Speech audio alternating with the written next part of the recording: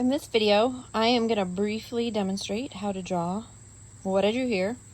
Happens to be a general store. Looks like it's out in a ghost town in the western part of the United States. And I am going to do this following the process of 2-point perspective.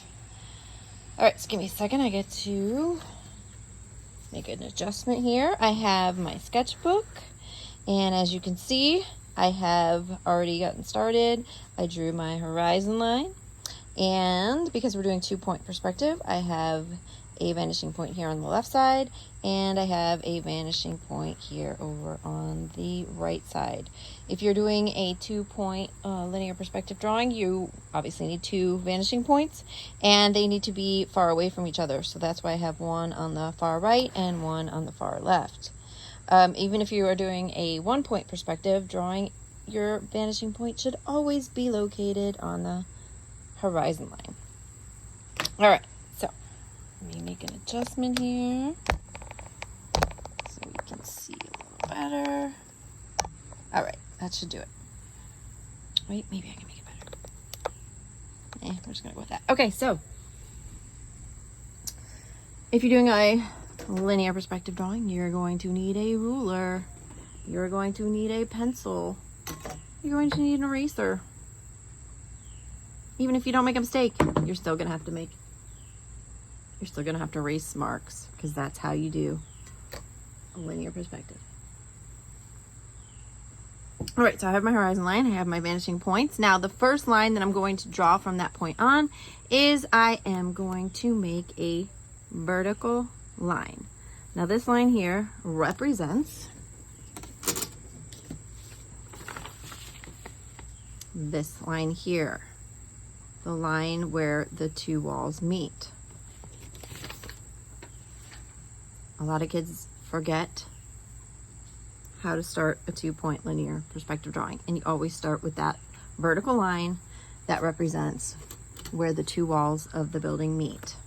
Then what I'm going to do, I'm going to take my ruler, and I have to line up one end of my ruler with the very bottom of that vertical line I just made, and the other end of my ruler needs to go to the vanishing point on the right.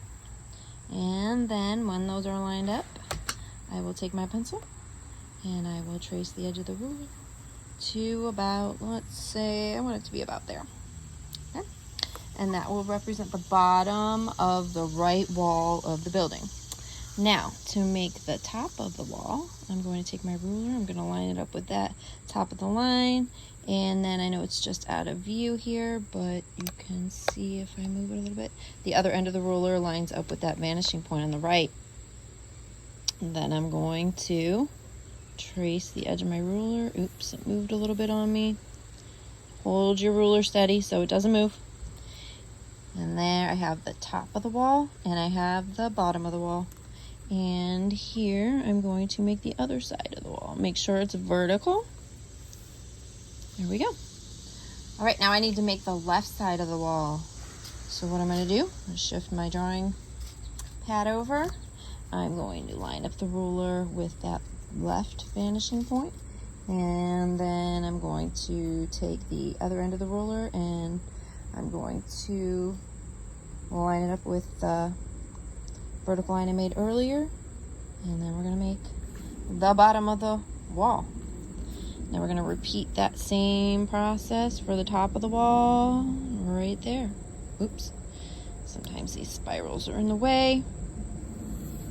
Ta-da! And then what do I got to do now?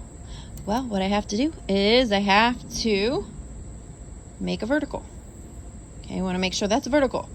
If you have a building, this line or edge and this line or edge are going to be both vertical. And then I have a little bit extra line there. That's okay. I'm just going to erase it. And you see I didn't bother to make those lines go all the way to the vanishing point because I knew that I was going to erase them, as we learned in the process of doing a 1-point perspective drawing. All right, so there is my basic structure. So then what I'm going to do, I'm going to take my eraser And I'm going to erase that line. I would probably not use the ruler, or excuse me, the eraser on the back of your pencil. I would grab an eraser from my desk if you don't have a nicer eraser. I actually don't really care for these pink ones as much as the white ones that you'll find on my desk, but this is what I had today, so that's what we're going with. All right, so there is the basic structure of the general store. Now it needs a doorway.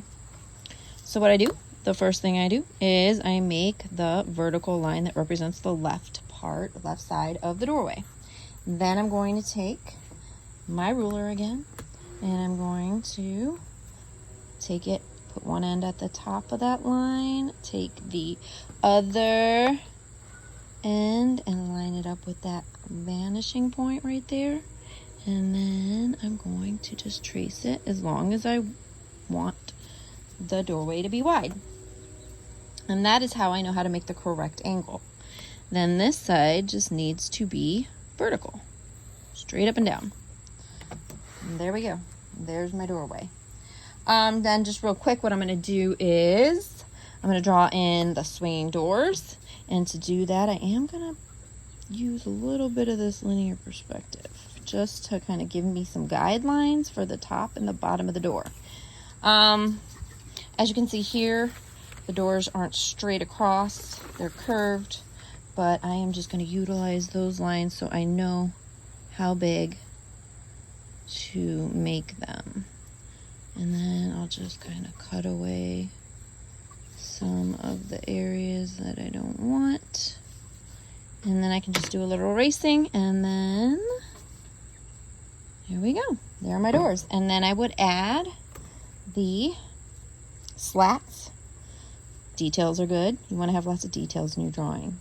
Details are what make things interesting and make people want to look at your artwork a little bit more closely. See what's going on. And you may notice that I have this end of my ruler lined up with that vanishing point, and then as I make each row of slats, I am holding with this hand that end of the ruler on the vanishing point and sliding the other side down, the left side down with my other hand, so that I have the right angle for the slats so that it looks 3D and it looks realistic.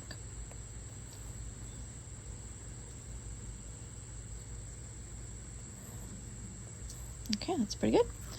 All right, moving on. So the decorative part of the roof, maybe it's called a gable? I'm not really sure. I'm going to show you how to do that.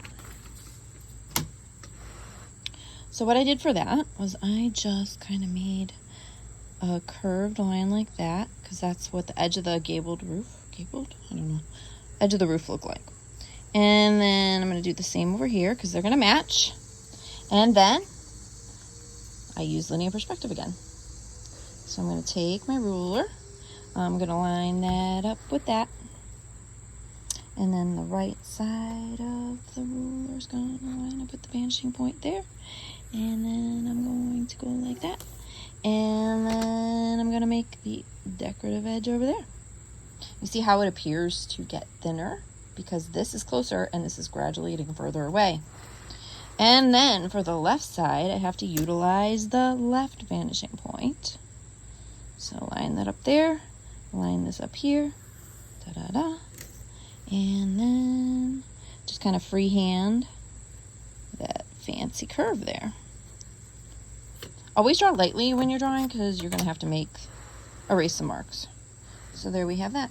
And in my original drawing, I just had some vertical lines here. What I'm going to do is I'm gradually going to maybe make them just a little bit closer together, since they're gradually getting further and further away. And I would do the same on the other side. Let's see what else. The windows on the left. So what I'm going to do is I'm going to decide where they should go and how tall they are. So they should probably line up with this part of the building. That's how tall I want them.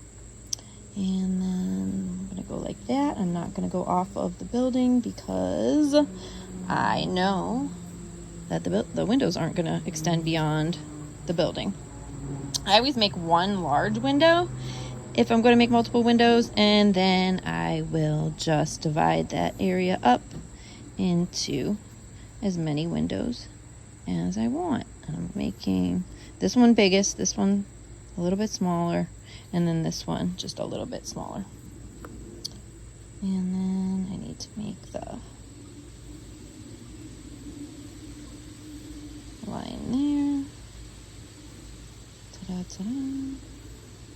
And there are my windows. Okay, now for the little roadway, what I'm gonna do, since it's a dirt road, it's gonna be a little imperfect, so I'm not gonna use the ruler. I'm just gonna kind of go like that and make it get gradually a little bit wider as we move away from the vanishing point. If you're making a paved road, you would want to use your ruler to make the edges of the road. And then real quickly, let's put in some mountains. Now mountains are organic. They're not going to look like a geometric shape. They're not going to be just triangles. I'm just kind of making a random line that wanders around. I'm really not thinking about it. And that's going to look more like mountains than, let's say this right here. Couple of triangles. Mountains really don't look like triangles. That looks like pyramids. All right, so, and then real quick, just a reminder, I'm going to throw some cacti in here. So here's one.